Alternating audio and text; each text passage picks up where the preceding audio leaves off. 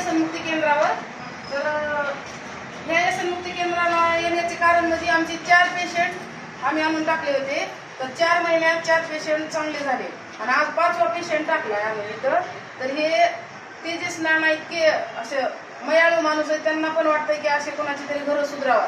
म्हणजे हे काही धंदा म्हणून नाही, पण असे व्यसनमुक्तीवाल्याचे व्यसनाच्या आहारी गेलेले आहेत का, त्यांनी व्यसनमुक्ती व्हावं, त्यांचं घर संसार चांगला सुखाचा चालावा म्हणून त्यांनी हे सुरू केलेलं आहे. 1 वर्षापासून त्यांचे 1,500 व्यसनमुक्ती झालेले आहेत आणि त्यांचे घर चांगले आज सुख समाधानाने जगायला लागलेत. आणि आज मी आमचा एक 5वा पाहुणा टाकलाय. आमची परिस्थिती एवढे पाहुण्यांनी तर येड्याने केलं, घर सोडून 4-4 वर्ष फिरत होते बाहेर, पण ते नानामुळं आज ते सुखाने जगायला लागलेत. वाटलं तर मी त्यांना सुद्धा जवळ आणते इथं.